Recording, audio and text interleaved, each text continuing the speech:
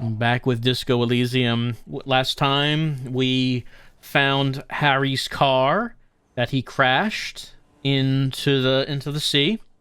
And now that we've experienced the adventures of Putt Putt, we empathize a lot more with the car.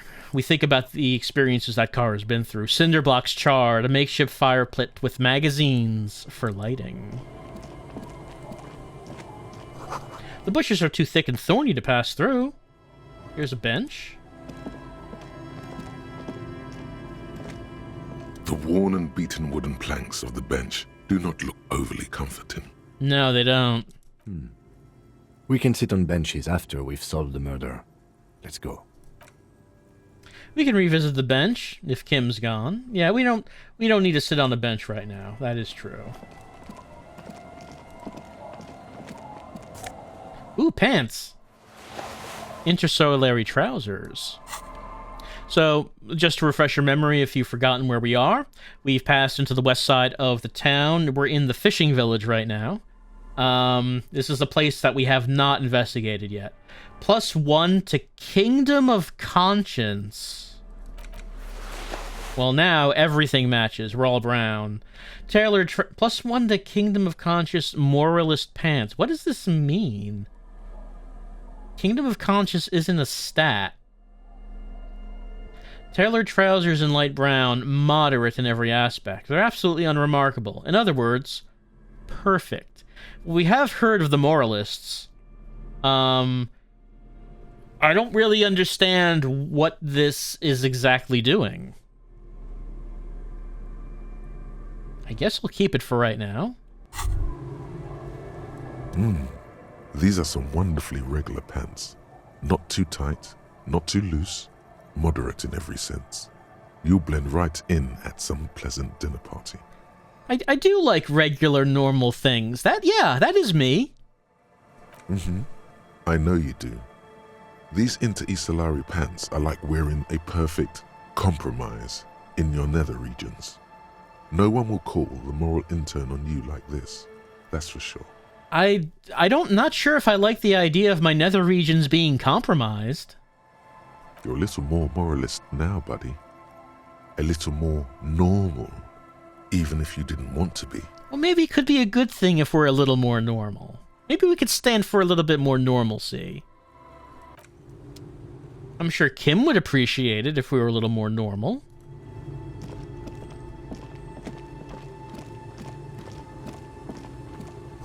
White curtains have been drawn shut. No looking in.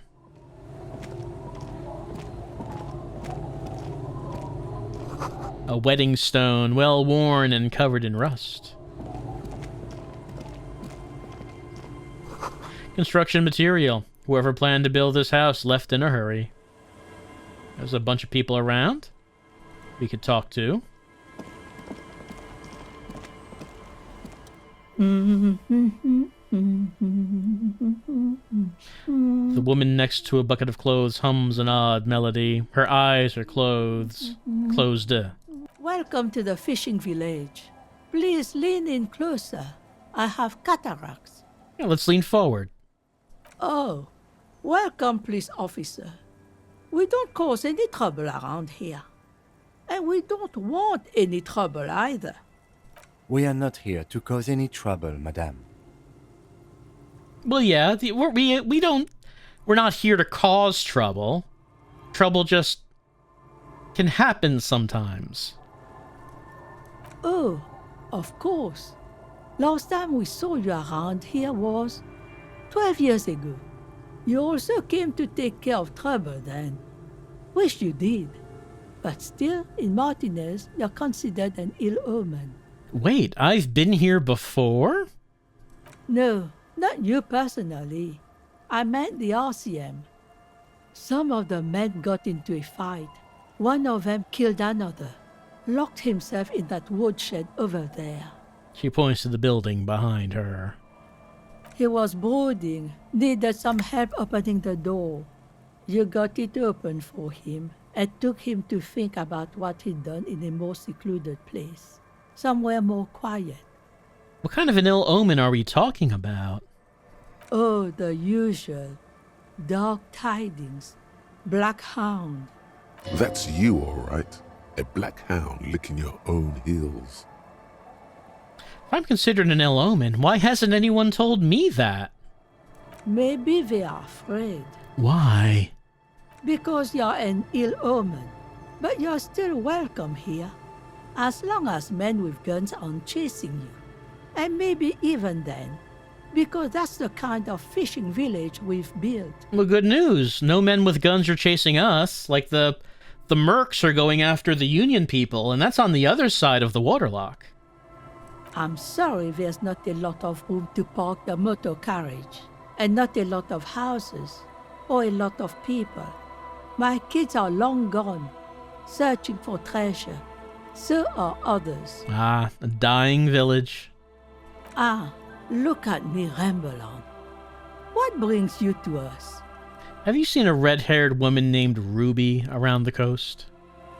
Nay, I haven't seen anyone lately. Well, okay, but do you know who I'm talking about? This is my little cinder block town.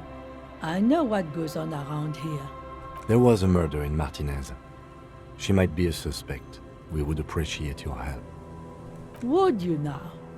I know how this world works. And it doesn't work when people tell on each other. But you know something. We're here to help. Aye, that you are, Dark Omen. Help yourselves and your organization.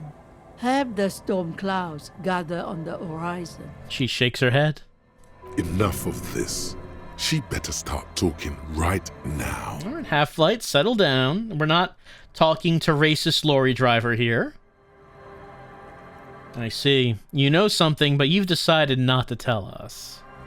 There's not much to tell. People come and go. Now, was there something else? I see, ma'am. I hope you don't mind if we look around anyway. Ask her about lodgings. Where could someone stay around here? Stay?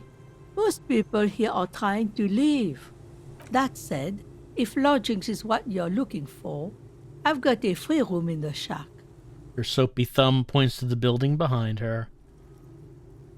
Well, she said it's a free room, but both of these options are asking how much it is. How much is it? I won't charge you for it. Take it as a gesture of goodwill from the village to the RCM. There's this guy, Gart, who makes me give him money every night just so I don't die out in the cold. That's exactly how they get ya. That's why we built our own cinder block houses on the seaside.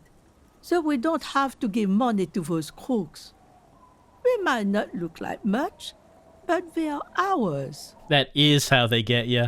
Why isn't anyone using the room, by the way? My kids grew up and left like they do. The house is long empty now. I live in the small side attachment. It's easier and cheaper to keep warm. You got yourself a tenant. Don't make an old woman regret opening her house to the place. The key appears from under her apron. She hands it to you. Well, if you are not in the hostel in the morning, I'll know where to find you. Here, in a shack. Kim, here in a free shack. He's a little relieved you're no longer in that room. Should he? This environment encourages one thing, and one thing only. Drinking. Well, I mean, we have a lot of investigating to do, so I don't think we'll be thinking about that instead of drinking. What's in this fishing village? Just us. It's barely a village anymore. We almost don't exist. What do you mean? This is pretty much a non-place. A gap. A blank spot on the map. Just a cluster of nameless shacks on a nameless street. Yeah, I did look on the map, and apparently there's supposed to be like a giant broken egg here. I don't even know what that is, but it's clearly not here. There's got to be something here. Tell me. Over there, you can find more of the same. Shacks and trees growing wild. That's the pox. The pox. We're Between here and Jamrock, a dusty sea of old trees, all covered in industrial soot. Small houses under them, an overgrown park. The pox? What's that? An old military hospital and its surroundings. Or it used to be, during the time of the suzerain. After the war, it was turned into a goodwill hospital for shell-shock veterans and folks looking for some quiet in the old sanatorium gardens. Now the area is crisscrossed with nameless streets and makeshift cinder block houses, shacks as far as the eye can see. What happened to the hospital? The goodwill ran out. The staff left and the place was shut down. It's long gone by now. Who else lives in this village? Well, there's Lillian and her kids. A few new folks live in the house to the east, but they are away right now. And then there's the drunks. Not a pretty sight, but there's little we can do about it. Home is home, even for them. Who? What drunks? Sooner or later, you'll see for yourself. Don't have to look long to find these guys. Is there a way to make a little money around here? Here? For you? No, officer. The only money we have here is some coins the drunks tried hiding from their women and then forgot about. Well, I mean, finding coins here and there is basically the only way I've been able to get money, so could still work out. There's another topic I'd like to address. She nods, rinsing another piece of cloth. What's further down the coast? Not much. There's the abandoned church, the Dolorian Church of Humanity. It's been there since before my time, even. Why is it abandoned? Some things just don't fly, officer. Look around. Who'd go to church here? They built it 300 years ago. Must have been nicer then. So, they don't hold services there anymore? The Ecclesiastes? No, we've tried, but things just keep happening. Crime, accidents, other things. The place never stays open. It's a pity. It used to be such a nice church. Maybe it's a curse. We're experienced at figuring those out. She's not telling you all she knows. Keep her talking. Get the feeling you're leaving stuff out. What else is going on? Well, there's that music. Music from across the sea. Huh. It started a few days ago, and now it's blasting, even through the night. Music across the sea? That's pretty loud music. And now, suspicious-looking people are sneaking around the church. I don't like that. What else is on down coast? Before you get to the church, there's some ruins, an apartment complex, or some kind of electrical plant. Run-down bunch of houses. Empty. Which is it then? Apartments or electrical plant? I don't know exactly. A pre-war place. It used to be something. Before the war. I wasn't here then, you know. Was born in Samara. Anything else of note? Of note? The old fish market up on the boardwalk. But it's closed. Who'd want to come to a fish market here? No one. That's why it's closed.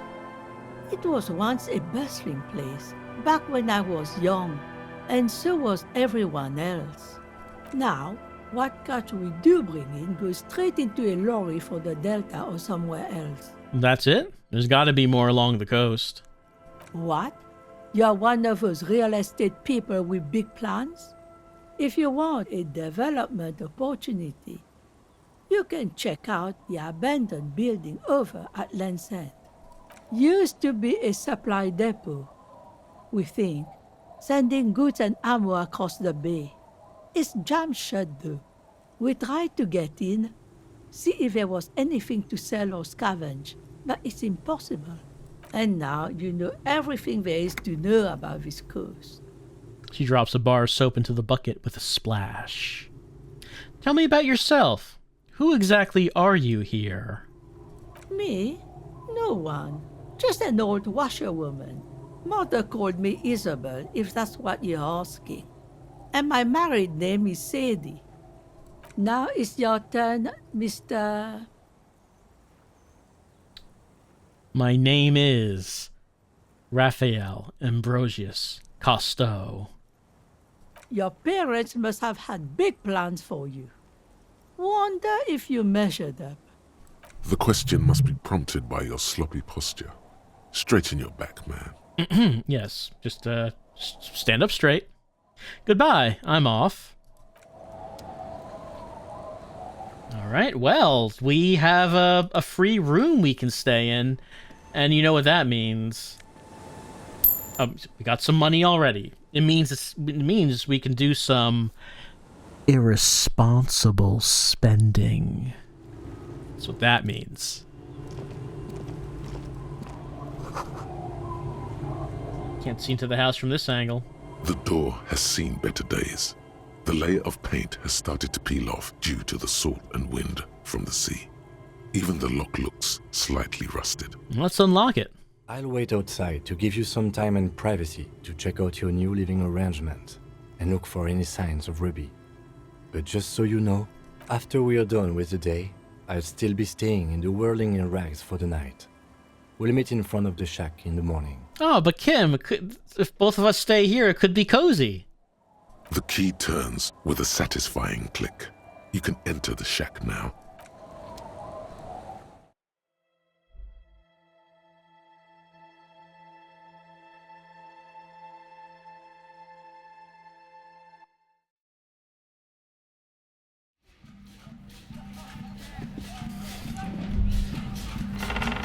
Floorboards creak under our step. As you look at the floorboards in this corner of the shack, it's clear one of them isn't quite level with the others. Let's move that board aside. Hollow space underneath the floorboards is dark and damp. You can barely make out the mixture of sand and sawdust below. What's in here? Nothing particular catches your eye. Looks like more reeds. There might be something hidden inside the sand, though. Something bad. Someone's night thoughts. A last resort. A Search bad idea. Search through the sand and sawdust, even though Inland Empire thinks it's a bad idea. You stick your hand in and start combing through the sand. Dry, not like outside. Fine dust. And then something hard wrapped in paper. What is it? A small cylindrical object. You pull it out. A bullet. A bullet. Interesting. The floorboard doesn't care. But maybe the washerwoman does. You have enough to confront her with. It's extra ammunition. She's locked and loaded, ready to fight some cops. Holding the bullet, you get the feeling this isn't ammunition against you. It's for herself. Well, I mean, if you only have one bullet. I guess we could ask her why the bullet's there. This intricate heat engine hums quietly, giving out pleasant warmth. Old science fiction magazines, books about birdwatching, an almanac from 39. A brisk coastal wind still howls against the window of the shack. Occasionally, the waves crawl in under the foundation, producing a low hum. Listen. The room feels muffled, like you pulled your hat over your ears. Outside, it is cold and windy, but you're inside, and it feels safe and warm. What is this place to you? Looks like my new home. I wonder where the old one went. Westward, across the canal, towers the whirling in rags. Door number 1 on the second floor is locked. Behind it lies a trashed room. 1 floor below, behind a counter, stands an irritable man. In a small shack in the fishing village, a baroque heater hums quietly, emanating a sense of comforting warmth. A wash basin lies on the table, the water inside reflecting the somber face of the world. Far away, on the corner of Perdition and the Main, a nondescript building, obscured in a haze. It's vacant and lost, just like its tenant. This feels like a cozy hideout. Who are you talking to?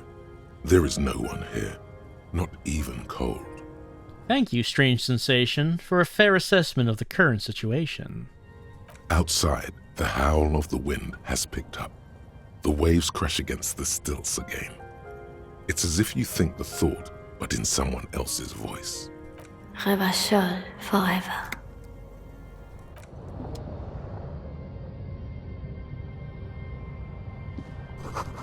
You see the waves, the sea, a church.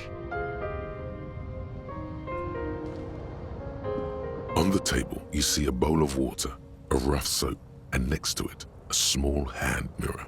A straight razor soaks inside the wash basin. Shave?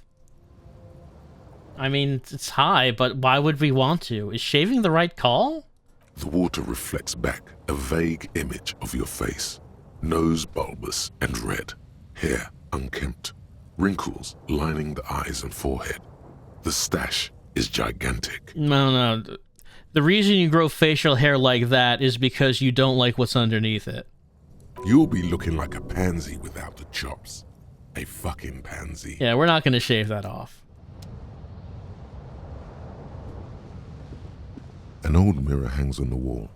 You see the reflection of your face in it, adorned with the expression. It seems like we have these two checks here. We don't have to go back to the whirling if we wanted to do this. The encyclopedia is still extremely low. Electrochemistry is still quite low. Well, would we even want to stop the expression from happening? We'll let it be for now. Oh, new clothes. Corey have jacket? Let's see. +1 logic. Checkmate. This swanky checker jacket flattens your form in a way that makes you feel the fun kind of serious. Really nice roomy pockets, too. So the current coat is +1 empathy, +1 hand-eye coordination. Currently, logic is 1. It's not great. Still, this has two boosts. This only has the 1. And then we also have other things that have 2 boosts. Like this is +1 esprit de corps and +1 shivers. This is +1 esprit de corps, +1 visual calculus. So, I mean, we have 3 coats that have 2 buffs, which kind of exceeds anything that only has 1 buff. I mean, maybe if we need some logic at some point, we'll have this, but I don't know if that's right now. 6 hours, 19 minutes before that new thought absorbs. The bed is comforting, if a bit run down. Still, you've earned a rest. No time to rest yet.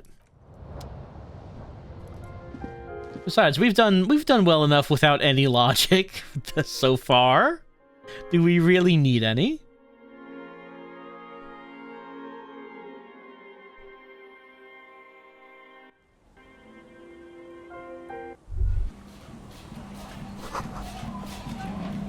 Yes? Well, you seem to be following me. Excuse me? What if I want to work this case alone? Detective, if I may be frank, you seem to be in a deranged state. You have trouble remembering things. You've misplaced your badge. I cannot let you act in the name of the RCM without supervision until you've regained control of your faculties. Oh, so you're an unaccountable wreck who has to be supervised. You don't have to take this display of authority. You can disobey. But I know what the RCM is. That's good. What if I need some me time? Some you time?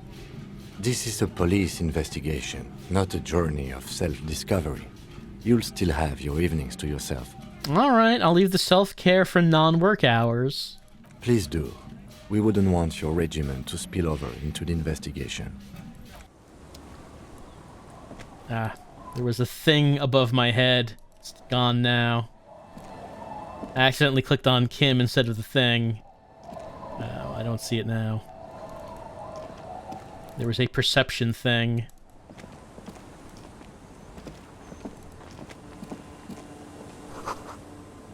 Street sign is legible before the graffito. Below the graffito. Hard to see the details. The colors, all warm and welcoming, are cozy, though. A flower trough where nothing really grows. Maybe in spring.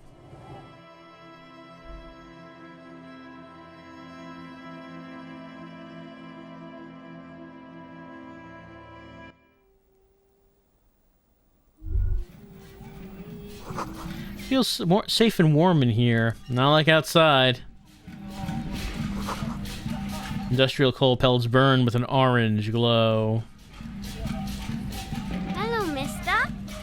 Young girl, barely 4 or 5 years old, sits on the sofa. She's looking at you with frank curiosity. She clutches a small stuffed animal. Occasionally, she twirls it around. I heard there was a girl here who was armored gloves. Is that you? Oh, I had gloves. Very big ones. Heavy, too. Where did you get these gloves? Found them when Lemmy and I were playing hide and seek. In an empty house. Where no one lives. I think someone hid them there. She doesn't want you to think she stole them. And where are the gloves now? I hid them. The twins were gonna take them. They're stupid. She lifts her stuffed toy up and looks into its one remaining eye, as though searching for confirmation. We are going to need those gloves. It's for important police business. He enunciates the last 2 words carefully. Oh.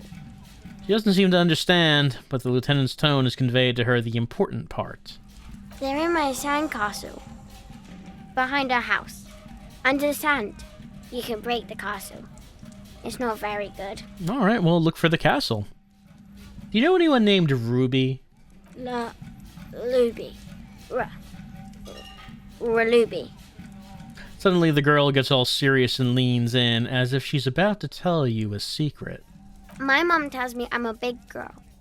But she doesn't know that I can't say Earl.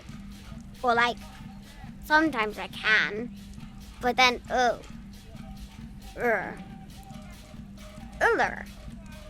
Kids. Well, I mean, at least she's not hurling slurs at us, Kim. Where are your parents? My mom's outside. And I didn't really know about my dad. She gives you a bright smile, like it's a good thing. What's that? As you point at the bird hanging from the ceiling. It's a grouse. She yelps, smiling broadly. You might be able to get on Gart's good side if you replace the broken skewer you almost certainly broke. I broke it. I don't think there's any evidence about that suggestion. Yes, but what's it for? I don't know. Can I have it? I know someone who really likes stuffed birds. Sure. Just go and get it. I don't like it anyway. It looks angry. What's that thing you're holding? It's Lammy. He's my friend. So. She holds the fuzzy beast up to demonstrate. Lambie is a stuffed lamb that, admittedly, has seen better days. One of the eye buttons is missing, and the fur is tattered in several parts. Lambie looks soft. Yes. Very soft. Suddenly she pushes the stuffed animal towards your face. Press our cheek against Lambie. Isn't he soft? She's right. Lambie is very soft. She rubs the white fur against your cheek, then returns the lamb into her lap, cuddling it. Goodbye. Bye. The girl's large, curious eyes remain fixed on us. All right, Lambie can heal some morale. Lambie's a comforting presence. And we'll just take this.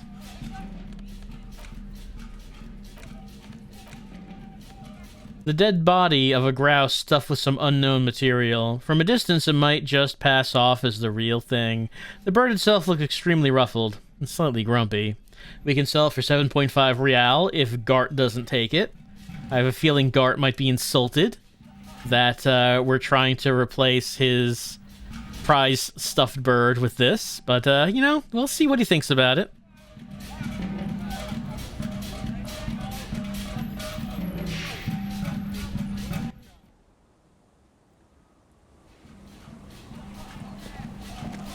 Let's head out to the beach.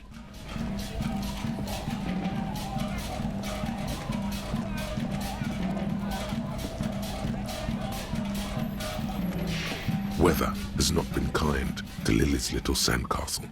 The once mighty towers are quickly eroding away. You can see something shining back to you from what must have been a vast underground catacomb network. Broken. The little castle? The reigning lord must have come upon some really tough times to let it sleep in such decrepitude. Reach in the catacombs and pull out the shiny object. The walls and floors give way to the giant's greed, collapse and present you with a pair of ceramic gauntlets. Congratulations. That's the gauntlets down then. We're doing good on the armor collection front. Well, let's have a look at them.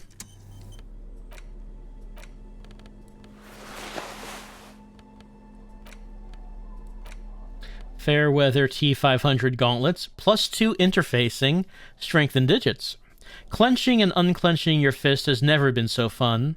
The tiny ceramic plates make a lovely clicking sound when your fingers move. The gloves are a bit sandy, but your grip is phenomenal. Alright, so what we're currently wearing on our hands are +1 interfacing, so +2 interfacing. That's just an improvement. So interfacing is now at 5. As you fold your fingers into a fist, you realize you could knock anyone out with one punch. The white ceramic gloves wrap around your digits comfortably. Your movements cause tiny little clicks, like dice rolling somewhere far away, as the plates reorient to your motions. Decked out in future armor, like a cop ought to be. The hardened vitreous enamel, at once sleek and light, adds a glow to your cheeks and a spring to your step. Just imagine what a full suit of this stuff could do for you. Well, I mean, we can't get the suit because we lost the boots. This is the long sought-after enemy technology. I can't just enjoy it. I must study it. Remember, this is a highly specialized kinetic redistributor meant to stop bullets. Wear it. Observe its properties. See if there's a weakness in the design. For the day you have to fight someone covered in the same material. Yeah, the 2 mercs might have armor as well.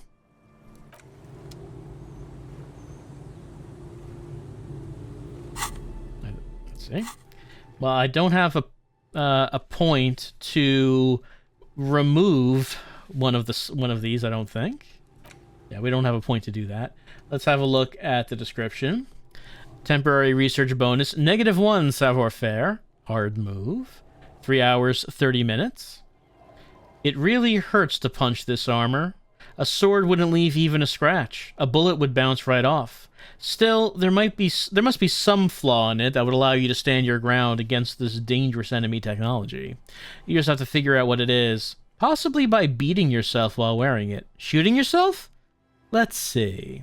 Well, assuming that the mercs have their own armor, this might be important. So, once we get a point, we'll figure out what we want to replace in order to learn this.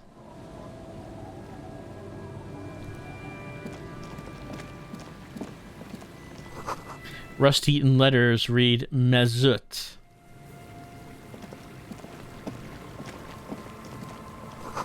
The rear tire of a motor carriage adorns these reeds. Ah, some real. Forgotten money. There's a slit in the concrete here. A sewer? Oh, got 2 of them here. Relax, it's not yours. You didn't crash every MC in Revachol. Hopefully. You should come back here when it snows. Strange feeling. It passes quickly.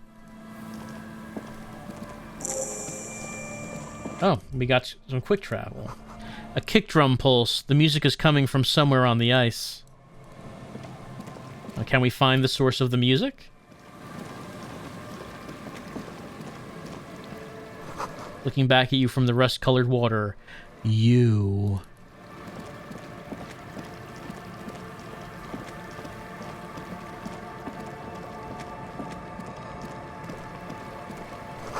School of fish huddle around the fence post, then scatter into the dark. Full of holes. Could the post hide treasure? Look inside. Oh, there's quite a few posts. Before you, a drawbridge. It can only be lowered from the other side.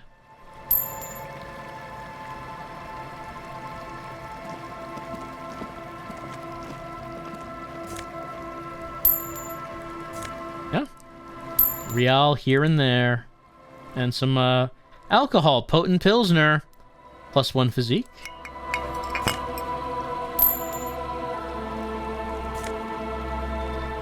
Man, people just leaving all kinds of money in these posts. And magnesium. Always welcome.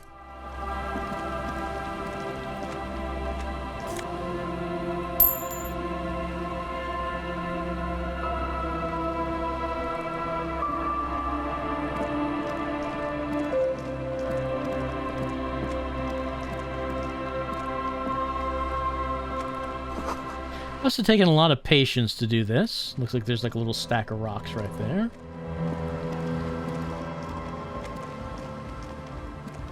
A shaggy-looking girl in her late teens or early 20s kneels on the ice with an electronic contraption in her hand. Hearing you approach, she looks up. Oh, hello there. It's cold out here, but she's not wearing a hat. She must be freezing. Everyone knows drugs make you invulnerable to cold. You bet this one likes to party. Well, electrochemistry thinks everyone likes to party. Dear child, it's freezing. Where's your hat? Huh? She looks up at you, distracted. Maybe she didn't hear you. A little louder. I said you should have a hat on. So should you. You don't have to do anything. I do, as I point to my hat. My hat makes me smarter. Oh, I didn't notice that. It's nice. You should wear one too, if you plan on staying outside in this weather. Yeah, well... Look, man, fuck the hat. Your pulse rises. What did she just say? That's not how a civilian is supposed to address an officer of the law. Man, authority is not doing too well. All right, let's embarrass ourselves. Lots of feeling. Feel it up. Way up. Oh my god. Fuck the hat? Is that what you just said to me? I can't believe you told me to fuck the hat. You're saying it really loud, but it's not coming out right. Maybe add more indignation. So I should just take this hat I'm wearing and fuck it, right? Point on her head where the hat is located. Engage in sexual intercourse with a hat right here in front of you because you told me so on the sea ice? More. Right here? On the sea ice? More. Give you a little ice cop hat fuck show? I didn't mean to. I'm sorry. The girl is visibly shaken. The lieutenant is watching the scene unfold before his eyes, unsure how to react. Is that how you see me? The girl looks down, slowly curling into a ball. That's it. You've earned it. Start crying. Life's hard.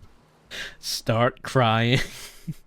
The young woman has kept her eyes trained on her wires, waiting for the sorry spectacle to end. But it's gone awful quiet up there. Then, the sound of sobbing. Looking up, she sees a grown man on the wrong side of 40, his face bloated from alcohol, and God knows what else. Not so quietly, crying. This isn't really about the hat, is it? No! You know, you're not the only one with issues. I self-medicate.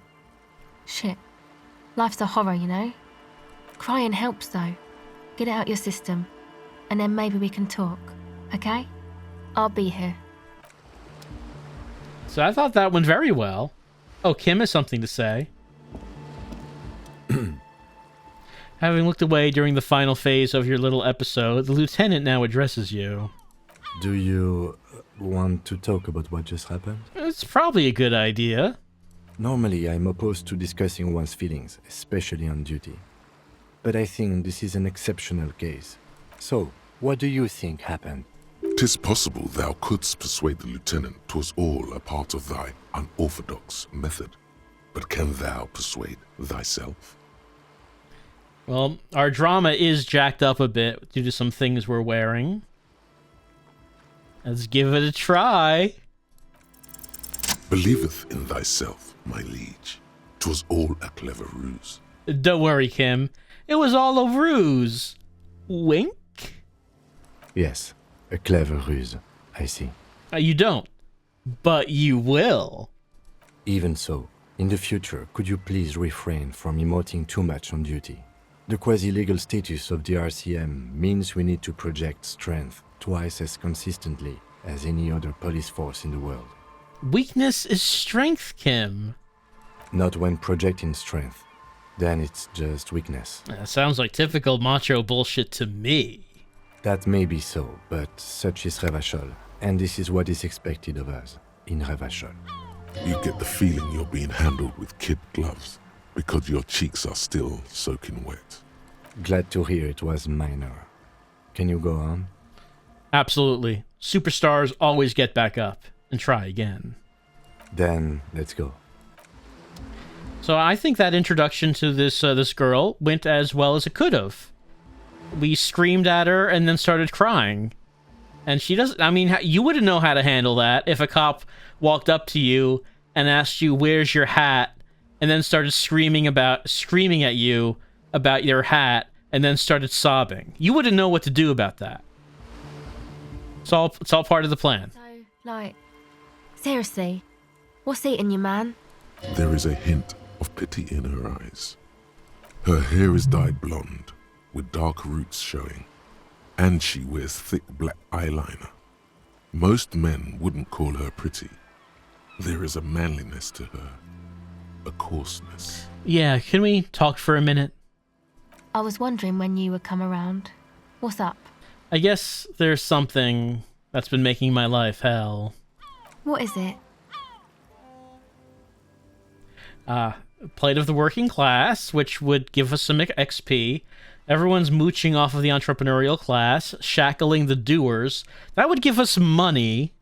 I think it's all these foreign people taking our job. We don't have a thought internalized for that one. People just keep putting their selfish interests ahead of the greater good.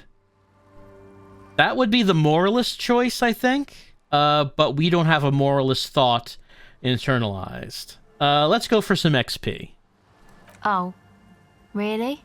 The golem of capital runs rampant, smashing creator and slave alike. I fear the process is irreversible. So the thing that's got you crying in front of strangers is social justice? I haven't seen much of this world, but from what I've seen, social justice is an adolescent term. Sounds almost liberal. What's got me shaken up is the people struggle, and it's got me shaken up bad. Yeah, man, they're pretty bad. She says, without much conviction. It makes me sick, thinking about the thousands, millions, billions? How many people are there, actually? How many people are there in the world?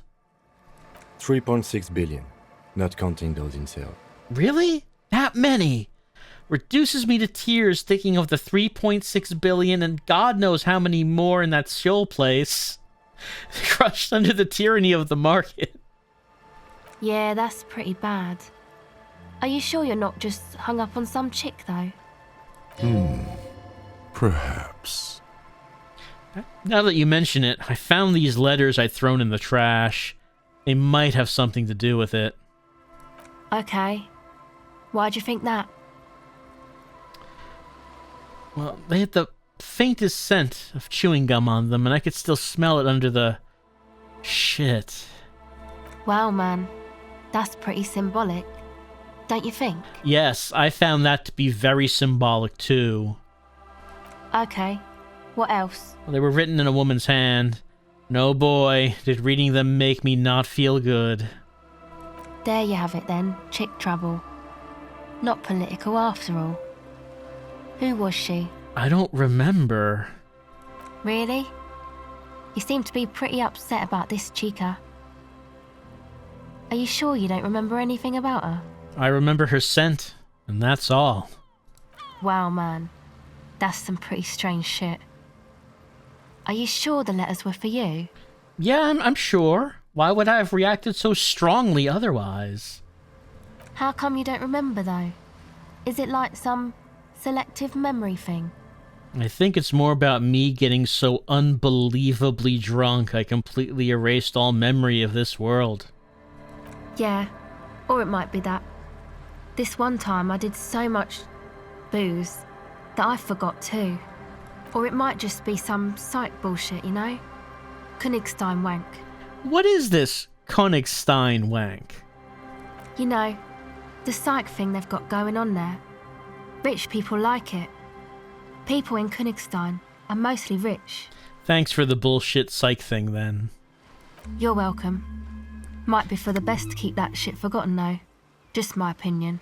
If it itches, don't scratch. Yes, but it itches really, really bad. Have you seen a red-haired woman around? No, Just no? it's pretty desolate here. I only hear the dogs bark at night and see the shadows move down the coast. Long shadows, short shadows, quiet shadows of local children, loud shadows drunks, and also a shadow made of sticks. You breathe on your hands for warmth. What's your name? A cell. And your surname? Why? I'm from the police. It's for the paperwork. Okay, it's Berger. You have little reason to doubt that's her real name. But she's not all that surprised by this cop show questioning, is she? What's that device you have there? This is a portable recording device. It's for field recording. Low quality, but still. And the wires? Actually, just one wire. I picked on it till the braiding came loose. The wire leads to a contact microphone. What's a contact microphone? A contact mic records sounds from inside things, like this ice. Your mangled brain would like you to know there is a boxer called Contact Mike. Oh, thanks, Encyclopedia. You don't talk very often, but thank you for this relevant information. Yeah? Any news on my wife's name? How about my mother? No, Oh. you're welcome. Does this have anything to do with Contact Mike? Yeah, I record stuff with it. No, I mean the boxer. Contact Mike. No. This is a contact microphone. It's for recording inside solid objects. Contact mic just beats people up. That's not fair. And an understatement. You know, Contact Mike doesn't just beat people up. Contact Mike is a role model. You heard right. Oh, actually, there's a couple things.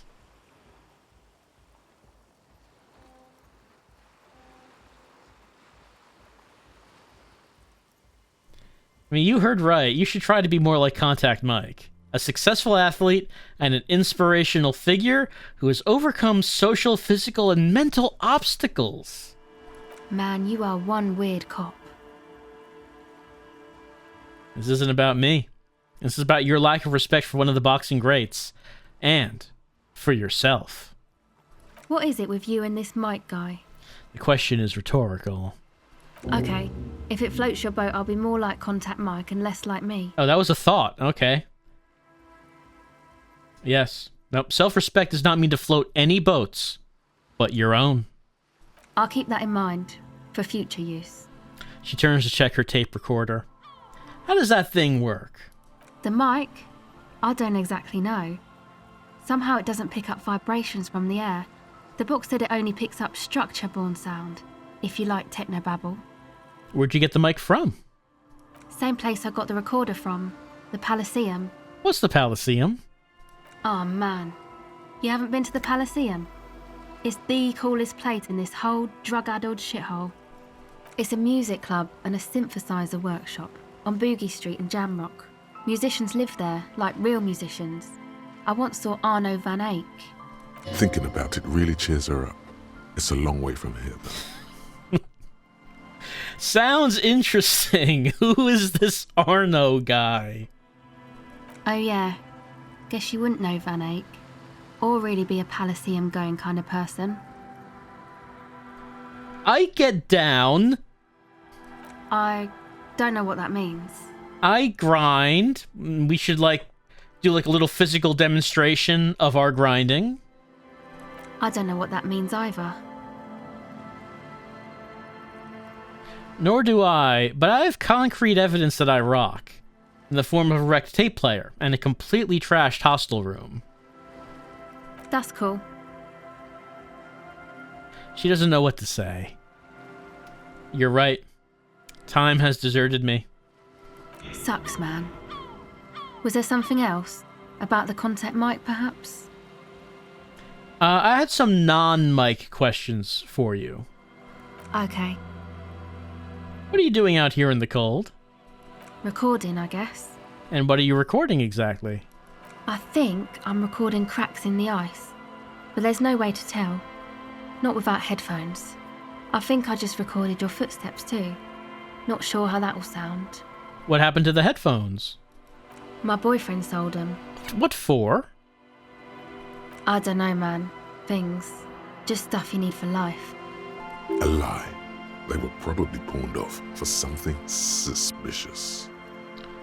What are these recordings for? The cracks, the footsteps? The musicians in the Palaceum used them for making music. They looped the stuff, cutting the tapes together. They make music out of cracks in the ice and keys jangling. Crazy sounds like that.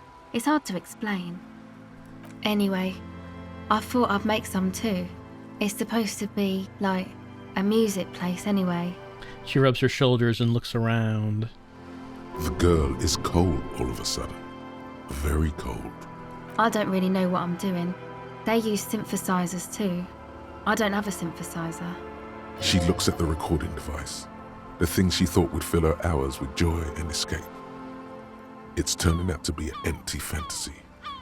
She feels childish. Very useless all of a sudden. She is on some kind of stimulant. Amphetamine or methadone. And its effects are wearing off fast. She will begin to experience more and more valleys now, and fewer peaks. Take this, you're cold. The lieutenant begins to take off his jacket. I mean, I have a bunch of jackets, Kim, if she needs one. No, man, fuck that, I'm cool. I'm sorry I said that. I'm sorry about the fuck. It's okay. Now this is where a hat would come in handy. Yeah, maybe you were right about the hat. Here, you need this more than I do. Thanks. Yeah, I guess we lost Dick Mullen's hat. Well, I guess our encyclopedia is a little worse now. Couldn't get too much worse. You said it's supposed to be a music place. What is? That? The boys think it could be a place, like the Palaceum or something. Stupid. It's really not going to be a Palaceum, that's for sure. The boys? Yeah. Andre and the guys, they're inside, in the tent. I had some other questions. Go ahead. Tell me more about this music place you've been planning in the church. It's supposed to become, like, a club for Nordic dance music, like that new style of synthesizer stuff they play at the Palaceum. Except that, yeah. She looks at the old wooden church up on the poles. As a mean wind comes bellowing in, the 6-story structure lets out a doleful shriek. The floorboards are twisting, and the shooting beams are slowly cracking, like bones. Far east of the Golden Delta, beyond the industrial port, there is a black patch of unlit coast with the smallest creatures on the ice. There will never be a club for anodic music here. Not in a million years. What is anodic dance music? You know, anodic, cathodic, music that's made with electronic instruments. Electronic instruments? Like what? Synthesizers and tape consoles. Microcomputers too. Anything that uses electricity, but isn't guitars. Also found sounds, stuff like that. You see clear, beautiful, violent flashes of light. Light cutting through a smoke-filled darkness. That is what the future will look like. If it ever comes. So you want to turn the church into a club? I know. It's not my idea. Andre and the boys found the place. It was supposed to be deserted, but now they can't even take it. Hey, you two are cops. I don't know where you got that idea. Come on, man, don't mess around. Maybe you could talk to Andre and the guys, because there are some strange things going on in that church. If you're police, you should look into it, right? I'll talk to them. They're inside that thing there. Would be cool if you did. Was there something else? Enough about the church, then. I had another question. Go ahead. You seem surprisingly comfortable with being questioned. Why is that? Well, it's just questioning, right? You're just questioning me. It's what cops do. Have you been questioned before? Once or twice, yeah.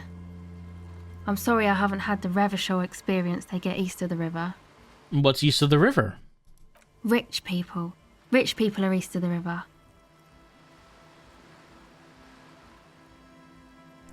I bet they're really rich. They must be very special people to be so rich.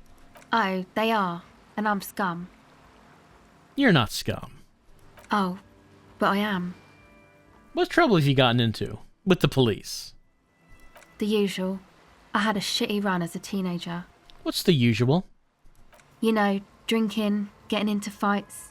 The ugly stuff that happens when you move out your parents' place at 13. In Forberg. Wait, what is in Fallberg? Is this a rhetorical question? No, I literally can't remember even the most basic terms sometimes. Forberg, not in Forberg, is a massive banlieue south of Jamrock Quarter. It is the largest ghetto in Revachol, possibly the world. I know what Jamrock is, but let's say I didn't. We are Jamrock, sort of. Martinez is called North Jamrock sometimes. Jamrock is also a ghetto, only smaller than Forberg. And why did you have to move out when you were so young? My dad was a drunk. Plus, I guess, I just wanted to drink too, you know. Get my party on. I get that. I'm a major party animal myself. Major. Alright. She smiles a little, without meaning to. Alright, an empathy check. The tape recorder lies on the ice like a discarded toy. Pick it up. 72%, because +1 we gave her a hat. +2, more like contact Mike now. What happens if we fail to pick it up? Is it gonna, like, fall into the water or something? No, it's a white check, not red. So, like, you can redo it. We're not gonna drop it in the water. The device is still warm from her touch and heavy as a brick from the batteries inside. The company logo, Omicron, adorns its yellow plastic cover. Inside, the tape is rolling. The girl looks at the device in your hands. I'm sorry you have to sit here on the ice with the drugs wearing off. At your age, or any age, in this weather, waiting for it to get dark. She looks you in the eye, her pupils wide, surrounded by a ridiculous amount of makeup. The people who built this world intended it to be better for you, but they failed. It's easier to live in their failure with this by your side. Tap on the tape recorder. The wind howls. She remains silent. It's real. Tell her. It's not a childish fantasy. It can be a real weapon against what's coming for you now. What is? I'm once again reminded of how Contact Mike rose from the slums of San Baptiste to the top of the boxing world, overcoming adversity and serious brain trauma. Nothing is coming. Nothing he wouldn't knock out in 3 rounds. The real fight is for the right attitude. I can't believe this turned into another Mike thing. Fine.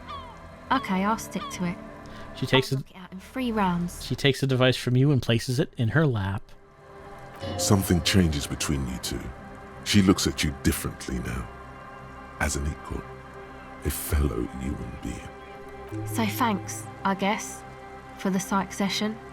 Maybe I can return it. What's been eating you, officer? Well, that's it for now. Okay, bye. She turns her attention back to the recording device.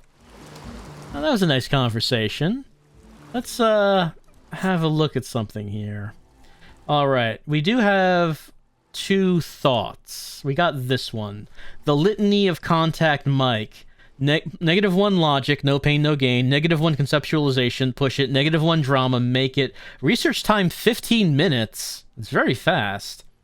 It's time to once again to return to the 20 things you like to say about Contact Mike, the boxer who is apparently a paragon of open competition.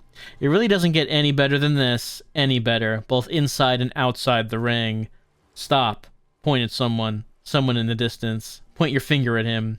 He will point his finger back at you, vaulting an impassable gulf of finance and privilege. 2? Well, I mean, clearly we have to learn about the Litany of Contact Mike. To do that, we would have to get rid of one of the thoughts we have. So, let's see. Hobocop, more money from selling tear, learning cap for shivers raised to 6. Still could be useful. Superstar was -1 logic. Learning cap for visual calculus, suggestion, electrochemistry, composure raised to 6. White Morning, 20% zoom out distance, all motorics learning cap raised by 1. Mazovian socioeconomics, left-wing options give plus XP, but -1 Viz Calc, -1 authority, so we could get rid of that one. Anti-object task force, obviously we're not getting rid of this one. This is the bully demise thought. +1 pain threshold, physique learning caps raised by 1, and attacking things heals us. Jamais vu, +1 XP for every orb clicked, all intellect learning caps raised by 1, so we're keeping that. Apricot chewing gum scented 1, +2 perception, no debuffs. Coach physical instrument, +2 physical instrument. If the shirt slot is empty, -1 encyclopedia. Well, do we really need the additional boost of physical instrument? Encyclopedia is hurting enough as it is. Precarious world, critical... Yeah, we still... I'm not sure how that's affecting things.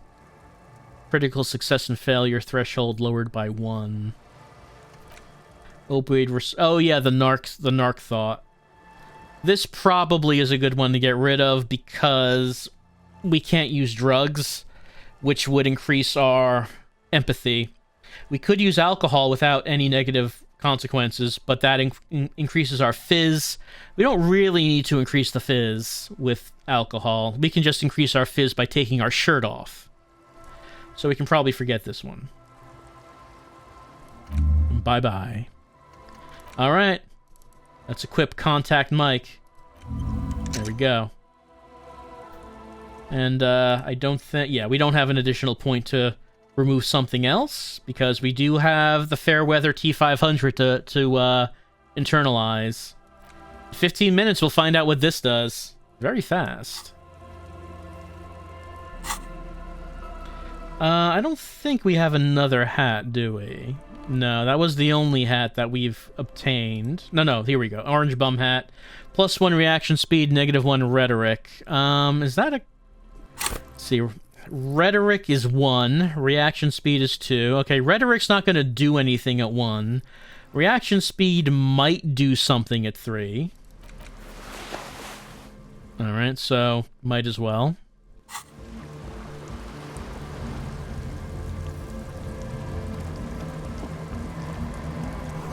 Painted with pastels. Someone is trying to bring cheer into the world. Trash from some unending party. A pole screwed into the ice keeps the tent erect. More tribalistic markings. This post is covered in little inhumanoids. A pane of eternite has been planted into the snow. 2 poles are holding it up. Barely holding it up. It could fall over any minute. A stronger gust of wind might be enough. What is this? It looks like a makeshift bridge. Could be convenient. Push it over? The pane falls into the icy snow with a soft thunk. Alright. That was simple enough. Oh, what's that? This is someone's home away from home. Just like yours. There is, of course, another bit of an Eternite that we need to push over back by Kuno. The tent is just tarpaulin fabric covering a pile of stuff. The flap is open. Inside, 3 young men are listening to some new form of music. It's like nothing you've ever heard. One of them looks at you. Come on, get in and close the flap behind you. The warm stuff's getting out. It's safe to assume this is their leader, or at least he thinks he is. Let's squeeze on in. Sorry, we barely have room for one. You go ahead. I'm too old for this. I'm actually not, he thinks. I just dislike delinquents. I'm sure you will feel right at home. I'll keep watch. He gestures for you to squeeze in. Alright, we're squeezing in.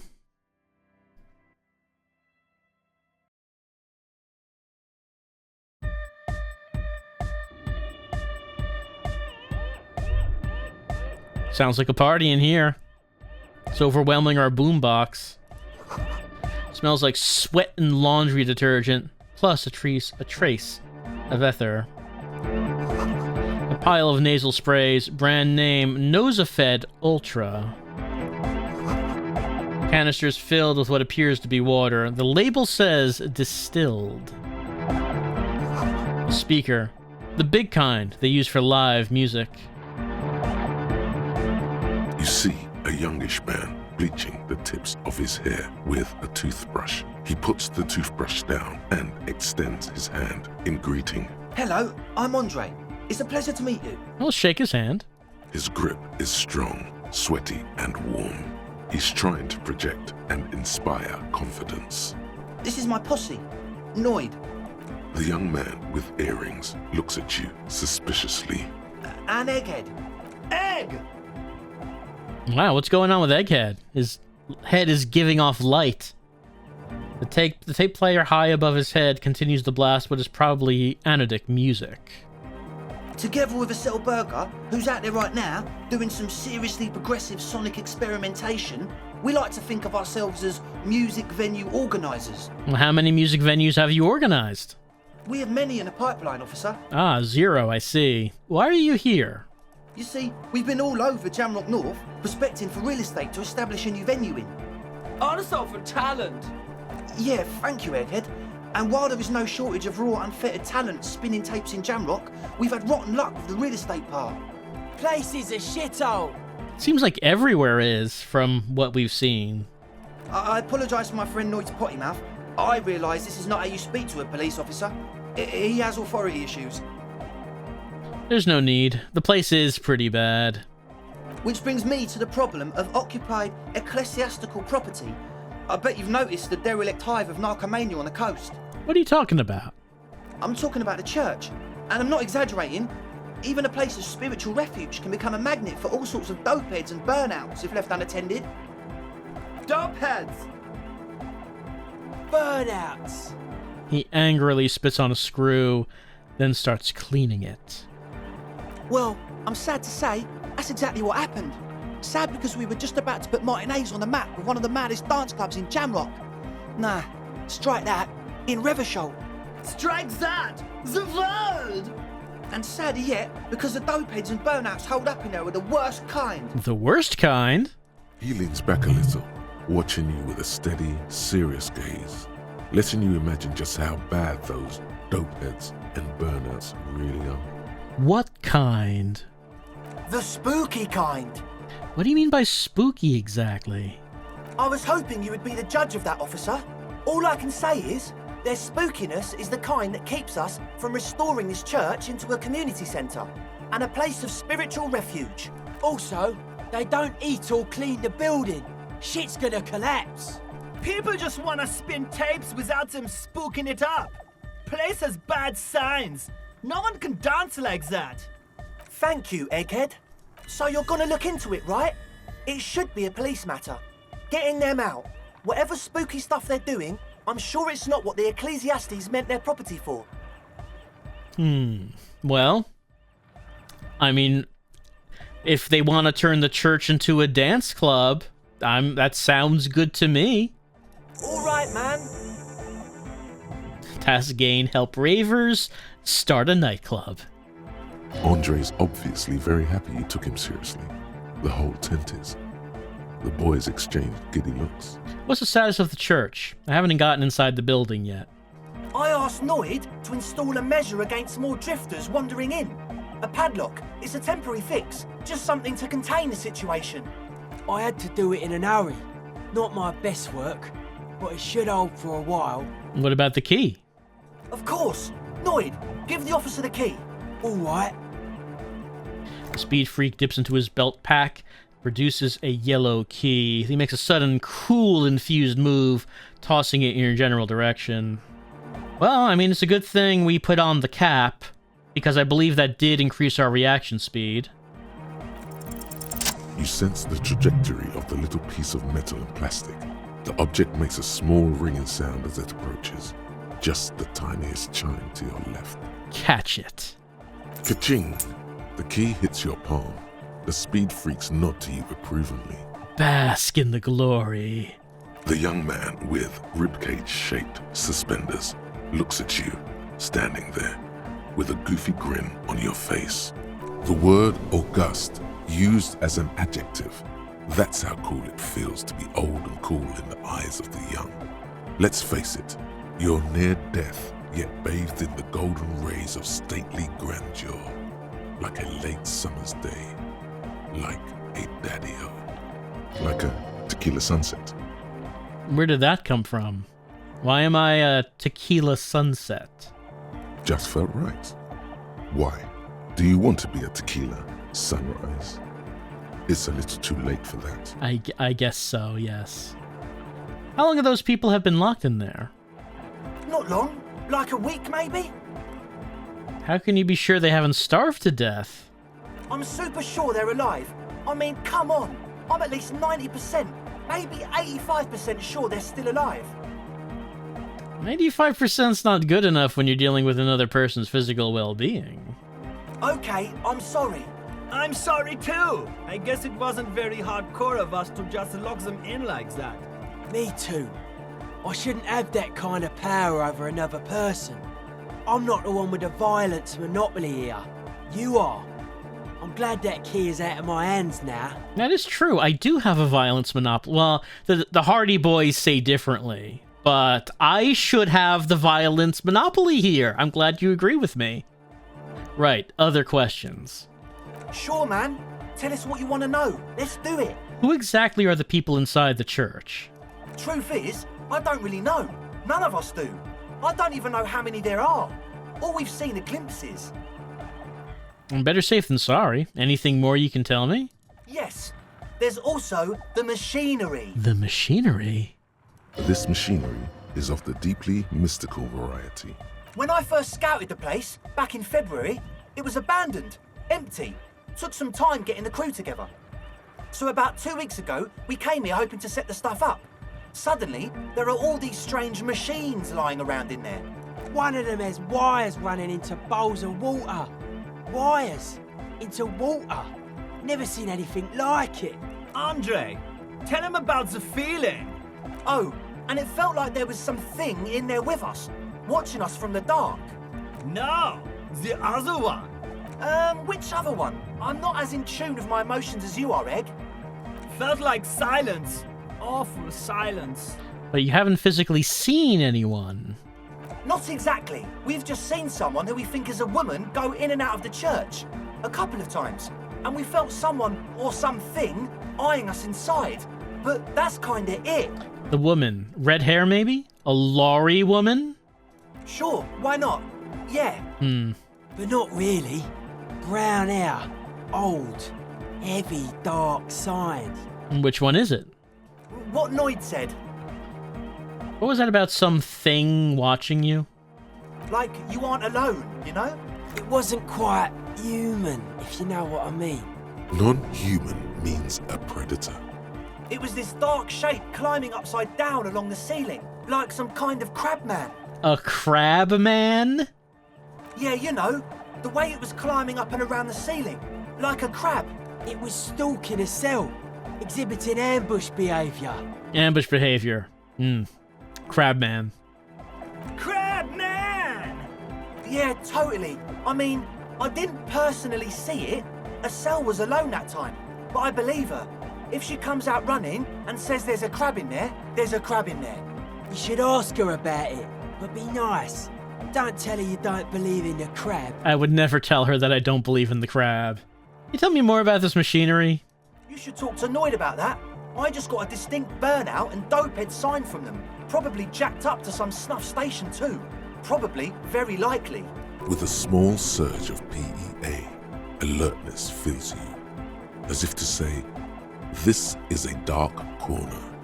Look behind it. Jacked up to some snuff station? It means like one of those rich boy private radio stations, where you can listen to people getting killed on, then jerk off to it. Sick shit. Yeah, I believe that was mentioned at some point earlier in the game. Not that we would know anything about that. Noid just likes to relay stuff. He appears sincere enough, sire. You could, of course, be wrong. We're getting derailed here. In short, you can tell to Noid about the machines. He'll tell you more. How can you be so sure they're burnouts and dopeheads if you haven't even seen them? Well, honestly, I can't. But I am. Why not? Let's go with that. Good job, Rhetoric. I don't see a single thing wrong with that argument. I'm 70% sure they're substance users. Don't let the technology fool you. He makes little quotation marks with his fingers when he says technology. Let's talk about something else. Sure. What?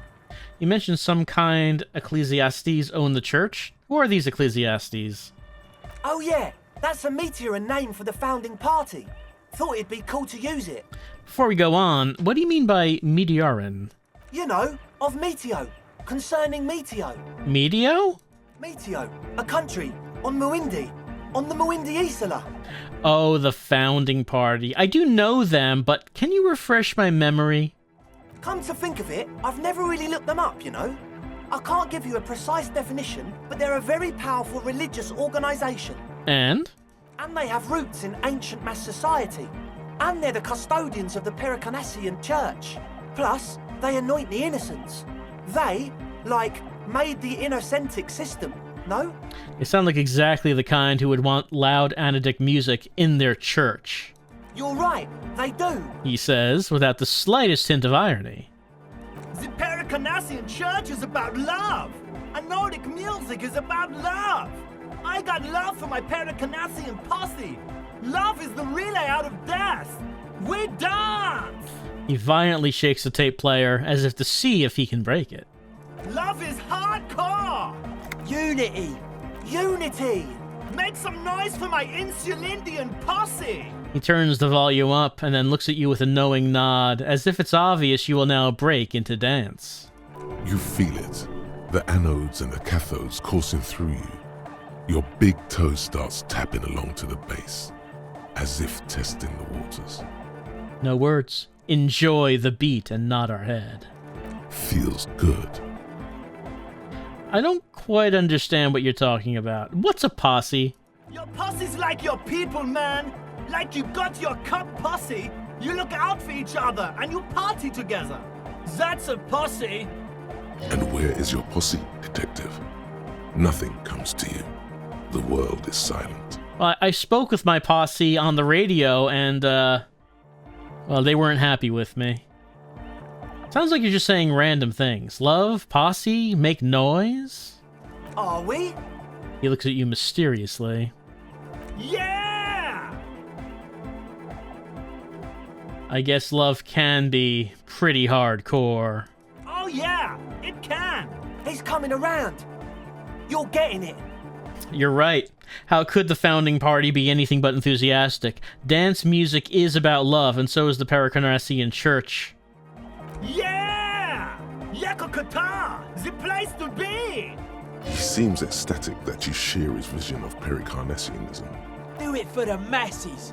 Do it for the crew. His friend forms a fist with a screwdriver still in his hand, approvingly so. I didn't want to say it, but it was pretty lame of you to imply otherwise. Anyway, you got more questions? The one with the large head is still looking at you, nodding his head, waiting for your body to start moving. Wanted to ask you about this tent full of equipment. Yes. What? I see you brought your own water. Yeah. Good to have, bitch to carry. When I first scouted the place, I did some reconnaissance. I'm not sure the church even has running water. It's distilled, too. Oh, He doesn't know what to say. it's the one they sell at the fuel station. It's like he's lying to you, my liege. But he's slippery enough that there's nothing for you to grab hold of. I hate to tell you, but it reeks of sweat in here. It does, doesn't it? Told you we have a smell problem. Picks up a piece of telephone cord and inspects it. I also smell ether. Why is that? Ether? I don't smell ether. Do you, Noid? No. It's mixed with a peculiar chemical scent, like laundry detergent. He sniffs the air, then shrugs. A shrug is good enough for us. Why say it when you can shrug it? What's with all the nosophed? The what now? He leans in to hear you better. The nosophed Ultra. You have a lot of it lying around. Oh, the old Ultra. He's like an actor, looking to the souffleur for his line. I have a major sinus infection. Stuffy nose. We all do. Shit's all blasted up. Winter. Can't even breathe. You sound fine to me. Yes, that's all Nosoped's doing. Without the noser, I'd be drowning in shit right now. Nosophed is the shit. Can I have some? I have some nose problems, too. Sure. Here you go, officer. The noser. Blast away. All right, enough of this. He nods enthusiastically, no doubt a little relieved. All right, logic. Maybe everything isn't quite as you've been told. Take a moment to analyze. 8%. The celly was high. Unexplained ether smell. Unexplained nosophed headphones were sold. Let's fail a logic check. Okay, so the speed freaks want to start a club for dance music. That much checks out. Youths like music. You feel as though you might have liked music more when you were young, too. But you digress. Mm-hmm. What's the gist of it? The gist of it is, they want to turn the church into a club, but a suspicious element has overtaken the building. It's very important to understand what the gist of things is. Always consult the gist before making up your mind. This is going well. I agree. It's very good. It's very good. It's very good. Plus, and it has to be considered, you can't invent the future of dance music in this smelly old tent. Imagine if you had the church. That settles it. Analysis complete. Their story checks out. Good work, logic. It still feels as if this didn't quite go as it should have. But I don't know what Felician's talking about. The gist. The gist. That's it for now. As always, we'll be right here, waiting patiently for the news. Yeah! We'll be here. And the litany of contact Mike. 5,000 to 1 rank outsider. No one saw it coming. The mantle of a game changer demands intangible qualities. Fights are not won. You're thinking instead of doing detective work right now. Fights are made, blow by blow. Let's take it, Mike to the Mikey. Some low-intensity part of you has entered a sports cliché-driven fugue state, and it's not necessarily a bad thing. Also, Mike knew what it took to win. He just wanted it more. And it says that all physique white checks unlocked. Not sure what it means unlocked. Does that mean that every time you get a physique-based white check, you pass it? Well, that doesn't exactly sound like it. I don't know what that... I don't know what this means. But we have it. We know about Contact Mike. Well, I'm gonna have to find out exactly what it means that all physique white checks are unlocked, because I'm not positive of what that means. Well, there are still people to talk about in here, and we do need to talk to Estelle to ask her about the Crab Man. Very important to ask about the Crab Man. But for right now, we are going to have to save our game, and we are going to have to end our Disco Elysium session for tonight. Just, just keep the Crab Man in mind. Keep the Crab Man in mind. So this time round, we've found a free shack to stay in, so we don't have to spend money every night on Gart, which means that we can spend that money on, anything else we want, like, say, maybe a book, maybe a Him Dollar Man book, or maybe a Dick Mullen book, or maybe a book on how to heal various ailments with the Pale. Maybe we could buy books about things like that, or possibly an itchy pair of pants from a vendor on the street. We could do things. It's like the world is our oyster with our 29.33 real. So many things. So many. So we will have to consider what we're going to do with our vast fortune next time. We spoke to people in the fishing village. We got the gloves. We got the gauntlets. And we met this group of nice people who want us to clean out a church full of drug addicts and possibly a crab man so they can set up a rave club in there. And I don't think there's anything wrong with that. So that's what we're doing next time with Disco Elysium.